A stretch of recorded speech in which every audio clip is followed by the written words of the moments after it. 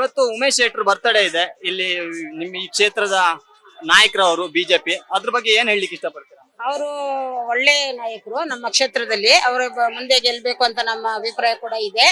ಅವ್ರ ಬರ್ತಡೇ ದಿವಸ ಅಂಗವಿಕಲರಿಗೆಲ್ಲ ಈ ವೀಲ್ ಚೇರ್ಗಳೆಲ್ಲ ಕೊಟ್ಟಿದ್ದಾರೆ, ಮತ್ತೆ ಲೇಡೀಸ್ಗಳಿಗೆಲ್ಲ ಸಾರಿಗಳೆಲ್ಲ ಕೊಡ್ತಾ ಇದ್ದಾರೆ. ಅವರು ತುಂಬಾ ಒಳ್ಳೆ ಮನುಷ್ಯರು.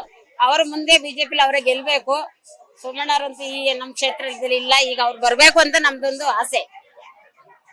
ಸೀರೆಯನ್ನ ಕೊಡ್ತೇನೆ ಅಂತ ಹೇಳಿದ್ರು, ಬಟ್ ಆದ್ರೆ ಇವತ್ತು ಯಾರಿಗೂ ಸೀರೆಯನ್ನ ಕೊಟ್ಟಿಲ್ಲ ಅಂತ ಕೆಲವರೆಲ್ಲ ಹೇಳ್ತಾ ಇದ್ದಾರೆ. ಅದ್ರ ಬಗ್ಗೆ ಏನು?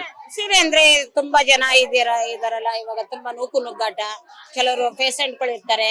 ಹಂಗಾಗಿ ಇವಾಗ ಜನ ಕಮ್ಮಿ ಆಗ್ಲಿ ಅಂತ ಅವ್ರು ಕರೆದು ಕೊಡ್ತಾರೆ. ಯಾರಿಗೆ ಇದು ಟೋಕನ್ ಕೊಟ್ಟಿರ್ತಾರೋ ಅಂತವ್ರಿಗೆ ಮಾತ್ರ ಕೊಡ್ತಾ ಇರ್ತಾರೆ.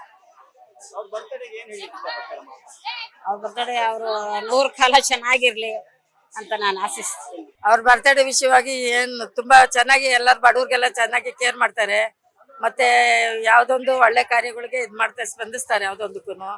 ಮತ್ತೆ ತುಂಬಾ ಅಭಿವೃದ್ಧಿ ಕಾರ್ಯಗಳನ್ನ ಮಾಡ್ಸಿದ್ದಾರೆ. ಅವ್ರು ಸೋತಿದೀವಿ ಅನ್ಬಿಟ್ಟು ಏನು ಇದ್ ಮಾಡಿಲ್ಲ, ಕಡೆಗಣಿಸಿಲ್ಲ.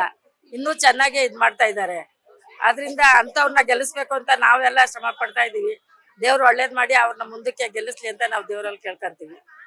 ಅವ್ರ ಬರ್ತಡೇ ಪ್ರಯುಕ್ತವಾಗಿ ಹೆಣ್ಮಕ್ಳಿಗೆ ಸೀರೆಗಳನ್ನ ಅಂತಿದ್ದಾರೆ. ಅದೇ ರೀತಿ ಮತ್ತೆ ಇವ್ರಿಗೆಲ್ಲ ಅಂಗವಿಕಲರಿಗೆಲ್ಲ ವೀಲ್ ಚೇರ್ಗಳು ಕೊಟ್ಟಿದ್ದಾರೆ. ಮತ್ತೆ ಕಣ್ಣಿಲ್ದವ್ರಿಗೆಲ್ಲ ಸ್ಪಂದನೆ ಮಾಡ್ತಾ ಇದ್ದಾರೆ. ಅವ್ರಿಗೆಲ್ಲ ಒಂದು ಧನ ಸಹಾಯ ಮಾಡ್ತಿದ್ದಾರೆ. ತುಂಬಾ ಕ್ಯಾನ್ಸರ್ ಇದ್ದವ್ರಿಗೇನೋ ಧನ ಸಹಾಯ ಮಾಡ್ತಿದ್ದಾರೆ. ತುಂಬಾನೇ ಬಡಬಗ್ಗರಿಗೆಲ್ಲ ತುಂಬಾನೇ ಹೆಲ್ಪ್ ಮಾಡ್ತಿದ್ದಾರೆ. ಅಂತವ್ರು ನಮ್ ರಾಜಕೀಯದಲ್ಲಿ ಮುಂದೆ ಬರ್ಬೇಕು ಅಂತ ನಾವು ಕೇಳ್ಕೊಂತೀವಿ. ಬೇರೆಯವರು ಮಾಡಲ್ಲ ಮಟ್ಟಲ್ಲ, ಸುಮ್ನೆ ಅಂತವ್ರನ್ನ ಗೆಲ್ಲಿಸ್ತಾರೆ ಜನಗಳು ಬುದ್ಧಿ ಇಲ್ದೆ. ಅದರಿಂದ ಇಂಥವ್ರನ್ನ ಗೆಲ್ಸಿದ್ರೆ ಮುಂದಕ್ಕೆ ದೇಶಕ್ಕೂ ಒಳ್ಳೇದಾಗುತ್ತೆ, ಬಡ ಜನರಿಗೂ ಒಳ್ಳೇದಾಗುತ್ತೆ ಅಂತ ನಾವು ಕೇಳ್ಕೊಂತೀವಿ ಅಷ್ಟೇನೆ.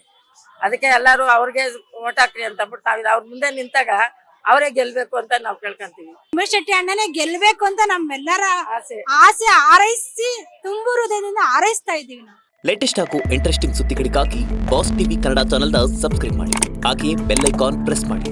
ಇದರ ಜೊತೆಗೆ ಫೇಸ್ಬುಕ್, ಇನ್ಸ್ಟಾಗ್ರಾಮ್, ಎಕ್ಸ್ ನಲ್ಲೂ ಮಿಸ್ ಮಾಡದೆ ಫಾಲೋ ಮಾಡಿ.